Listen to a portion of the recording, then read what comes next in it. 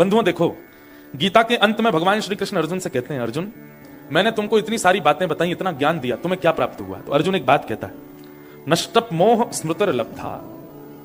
हे नाथ, आपने जो भी कुछ मुझे सुनाया उससे मेरा मोह नष्ट हुआ, लेकिन आपने जो कुछ भी मुझे बताया वो मुझे याद है, ऐसा नहीं है, मुझे एक एक श्लोक याद नहीं है, एक एक बात याद नहीं है, पर मेरे पास में आपने मुझे ज्ञान दिया, ये स्मृति है, ये संस्मरण है। यहां 2 दिन में जो बातें बताई गई, हो सकता है कई लोगों को याद रहे, क्योंकि टॉपिक ही ऐसा लिया है 10 लक्षण। कई बार स्वच्छंद कथा होती है तो लोगों को याद नहीं रहता कि महाराज जी ने कथा में क्या सुनाया, पर स्मृति याद रहती है। स्मृति कैसी होती है?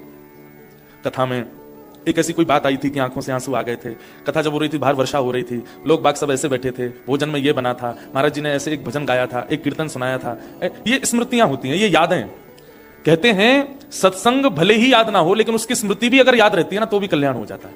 आपको केवल ये स्मरण रहे, ऐसा ऐसा सब व्यवस्था थी, ऐसा टाउन, ऐसा हॉल था, ऐसी उसमें आकृति थी, ऐसे लोग गए थे,